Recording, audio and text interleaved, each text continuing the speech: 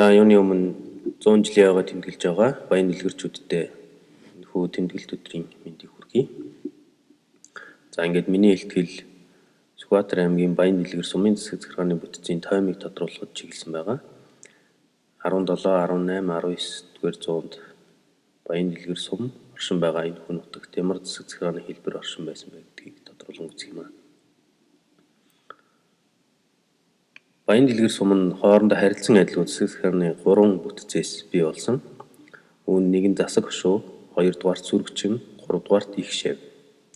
Энэхүү нутгийн зураг дээр улаанаар тэмдэглэсэн хэсэг бол Баян дэлгэр сумын одоо оршин байгаа нутаг дэвсгэр бөгөөд шараар тэмдэглэсэн хэсэг нь сүргчин хошуу, цэнхэр болон бор, улбар шараар тэмдэглэсэн хэсгүүд нь засаг хошууны нутаг. Ингээд энэ нутгийн дотор мөн Жавзан дам бүтгэгтийн шав хэмээх онцгой дарах хэрэгтэй хүмүүс оршин байсан. Үүнээс гадна маш сонирхолтой нь Даргангийн энэ нутаг болвол Ар Монгол болоод Өвөр Монголын нутгийн яг зааг дээр оршин байдаг. За ингээд өмнө дурдсан 3 засаг захиргааны нэгжийг тус бүрд нь дэлгэрүүлж үзье. Цахар 8 хошууны харьяат Даргангийн сүрэг 1634 оны зун Чингис хааны 4-р хувь тулын угсаанаас сонгогдсон бүх Монголын сүүлчийн хаан Лэгдэн хотогт хөх нуурын шар тал хэмээх газар цэцэг өвчнөө насаар. Ингэснээр монголчууд дотроо баруун Монголоос гадна Монголын цахар түмний эзэн Лэгдэн хааны монголчууд нутаг дэвсгэрийн хувьд говийн өмнө ба хойно гэж нутаглан байгаа газраас хамааран Ар Өвөр Монгол гэж хоёр үндсэн хэсэгт хуваагдсан. Ингээд тодруулбал говийн өмнө нутаглан байсан Өвөр Монголын ноёд 1636 онд Дайчин улсын хун тайжийг Монголын эзэн хаанаар өргөмжилснөөр Манж Дайчин улс говийн өмнө байгуулагдсан.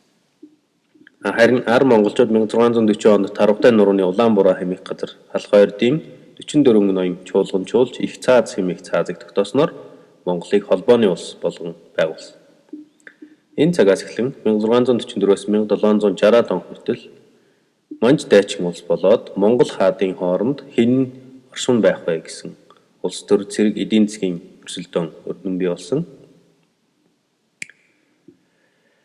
Ингээд Лэгдэн хаанаас орсны дараа түүний хатан Лэгдэн хааны хүү эзнээ эрх хонгорыг мөн төрийн тамга, Монгол төрийн шүтэн, гүр мах гал бурхныг аваад Манж Дайчин улсад дагаж орсон.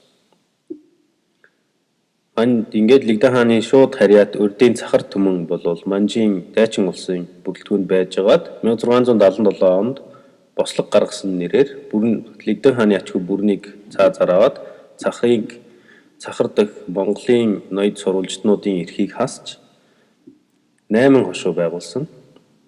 Ингээд 1690-ад онд Манжийн их хамгаалан хаан Хэрлэн онон туулын сав нутгийг эзлэн авах үедээ олзолсон адуу мал болоод мөн ойртын Галдан бошгот хаанаас олзолсон дайны олзыг нэгтгээд 1690-ад оны сүүл үед Даргангад нутагладаг одоо Манжийн хааны шууд харьяат Манжийн хааны хувийн өмч сүргийг байгуулсан.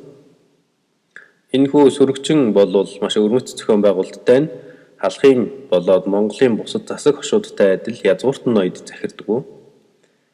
Түшмэл буюу энгийн хүмүүс дундаа хилцээд нэгийгээ гарын дарга болгож сонгодог.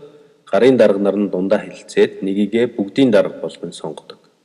Ингээ бүгдийн дарга гэж сонгосон хүнийг Манжийн хаан мэдээж баталдаг. Иргэнгийн ардаас сонгогдож гарч ирдгээрээ энэ маш хардчилсан засаг захиргааны зохион байгуулалт байсан бололтой байдаг. За хоёр дахь хэсэг нь бол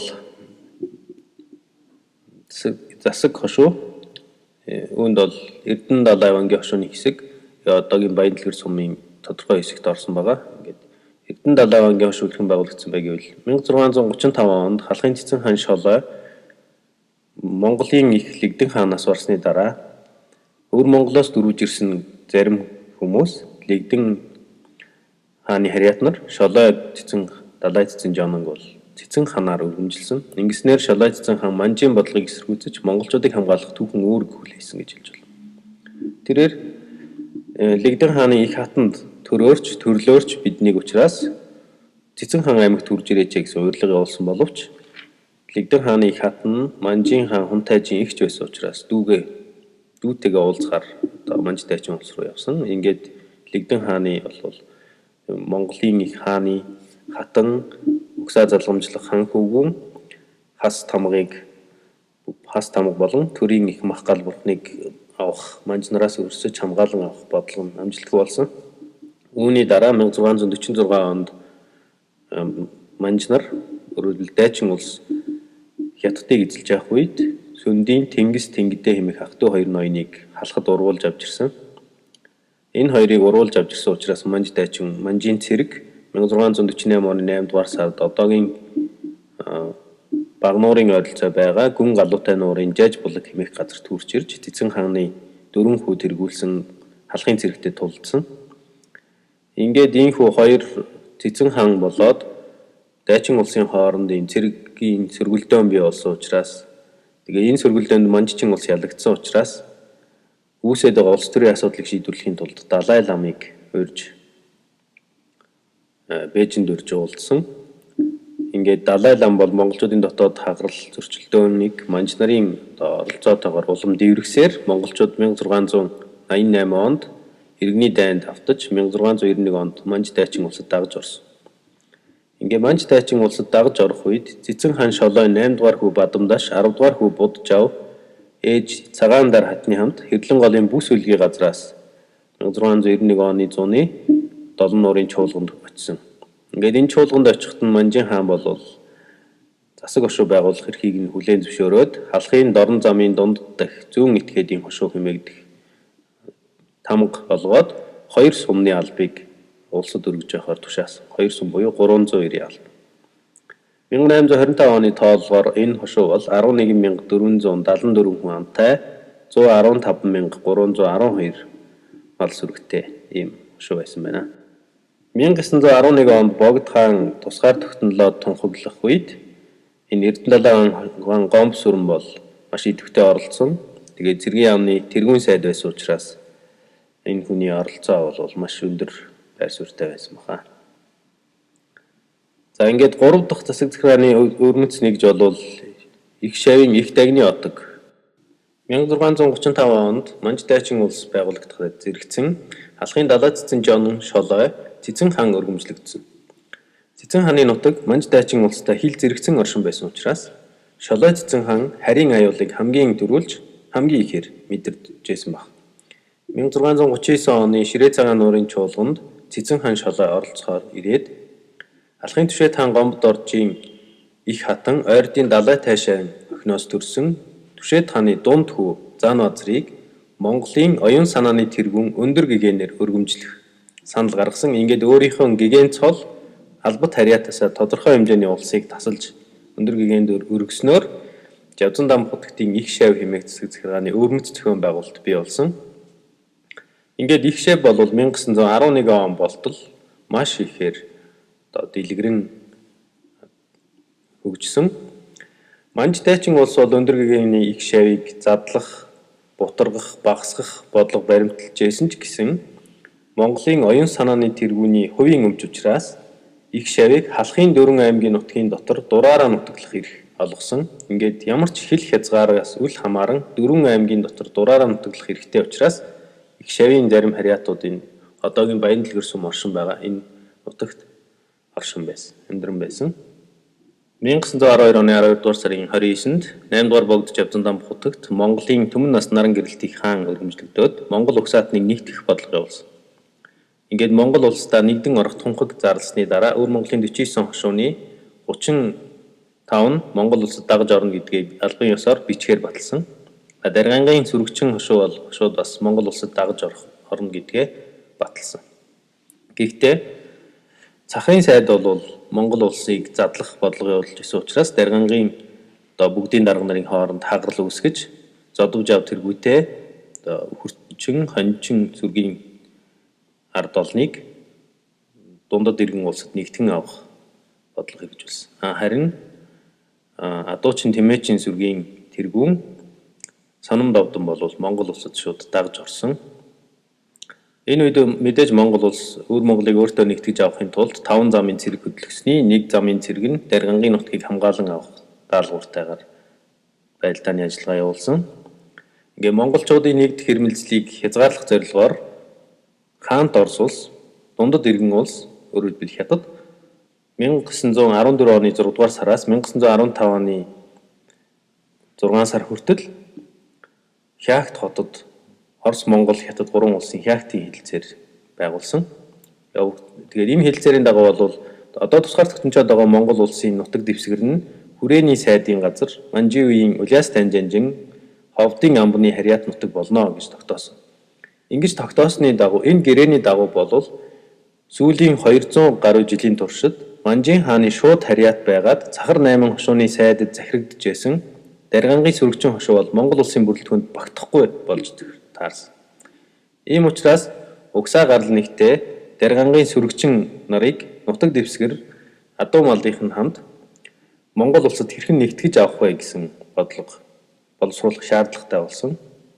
Ингээд энэ бодлогын шийдэл бол Даргангаас өндөр гэгээний шавьд орох хүсэлтэй ардыг шууд Монголын эзэн хааны хувийн өмч их шавьд оруулж авъя гэсэн бодлого хэрэгжүүлсэн. Ингээд маш олон тооны сөрөгчин хошууны ард их шавьд орсон. Яг тодорхой бол их шавийн их тагны отгийн Балдан даргын отогт маш олон тоогоор шилжиж харьяалагдсан.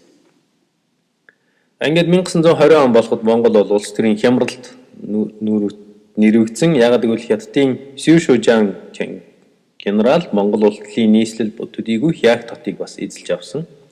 Ингээд харийн цэргийг яаж Монгол нутгаас зайлуулах вэ гэсэн одоо гэдэг асуудлыг шийдэхийн тулд Богд хаан 4-5 улс төрийн бүлэглэлд бол гадаадаас цэргийн тусламж хүсэх зөвшөөрөл олгосон. Үүн дотор Америк, Япон, Орос цус тусламж хүсхийг л зөвшөөрсөн. Ингээд энэ дотроос хамгийн амжилттай нь Сүхбаатар Чой улсын нарын ардын намын бүлэг Улаан Оросоос тусламж хүсээд 1921 оны 3 дугаар сарын 17-нд Хяагтыг 7 дугаар сарын 10-нд нийслэл хүрээг харийн гамин цэргийн нөлөөнөөс чөлөөлсөн. Ийм учраас Монголд ардын засаг бол тогтсон. Ардын засгийн үндсэн бодлого бол ядуу ардыг дэмжих байсан учраас ноёд урдын ноёд өндөр мяндагтан лам нарын харьяат нарыг задлах, тэдэнд дээд тэнгэрээс заяасан хүнээс илүү дархан эрх олгосон энэ бошхыг халах бодлого явуулсан. Тийм учраас 1925 онд бол Даргангийн хошууг байгуулсан. Ингээд Даргангийн хошуунд Даргангийн олон ардын хурлаар 1925 оны 7 дугаар сарын 12-ны өдрийн 12 цагт Дарган хошууны 18 сумны 90 төлөөлөгчөөс 85 хүн оролцоод Даргангийн хошууг анх байгуулсан. Ингэхдээ 18 сумны нэгээр энэ Баян дэлгэр сум, Баян даргатай Баян дэлгэр сум байгуулагдсан. Ингээд Баян дэлгэр сум бол 1925-аас 1930 он болтол Хинтээ аймгийн Дарган хошууны нэг сум гэж явж байгаад 1930 онд Хинтээ аймгийн дарга бол дахиад орон талд шинэ аймаг байгуулах төсөл боловсруулсан.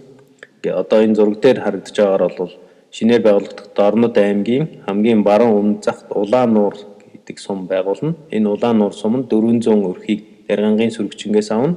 50 өрхийг Мөнх хаан хошуунаас буюу Эрдэнэдалайн ангийн хошуунаас нийлүүлээд ингээд шинэ сум байгуулна гэсэн юм төлөвлөгөө боловсруулсан байдаг. Ингээд 1930-аас 1942 он хүртэл Баян дэлгэр сум бол Дорнод аймгийн нэг сум Улаан нуур юм уу эсвэл Баян дэлгэр сум гэдэг нэртэй байгаад 1942 онд Жавхлан шарга уулын аймаг хэмээх шинэ аймаг байгуулахад Баян дэлгэр сумыг буцаагаад өөрөөр хэлбэл Жавхлан шарга уулын аймагт нэгтгэсэн. Ингээд Сүхбаатар Жанжин ардын хувьсгалын үйл хэрэгт амиа өргөсний 20 жилийн ойгоор 1943 онд Жавхлан шарга уулын аймгийг Сүхбаатар аймаг болгон нэрлэж өөрчлөөд Баян дэлгэр сум бол Сүхбаатар аймгийн нэг сум болж тэмдэглэгдсэн байна. За энэ зураг дээр бол 1937 онд Монголын Шинжлэх ухааны академиас зохиосон Монгол улсын нутгийн зураг байна. Энэ нутгийн зураг дээр бол Баян дэлгэр сум гэж нэрлээд нутгийн төвийг бол Улаан нуур Баян дэлгэр овоо гэж тэмдэглэсэн байна. Доогоор Сүхбаатар аймгийн архивт байгаа хамгийн анхны Баян дэлгэр сумын холбогдлолтой баримт бол энэ 1943 оны 2 дугаар сарын 22-ны өдрийн сумд хүн эмнэлэг байгуулах төлөвлөгөө байна. Ингээд энэ төлөвлөгөөний дагуу бол сум нэг багамж, нэг жинхэнэ сестра, 5 сестратаагаар үйл ажиллагаа явуулна гэж төлөвлөж исэн байна. Ингээд анхаарал хандуулсанд баярлалаа.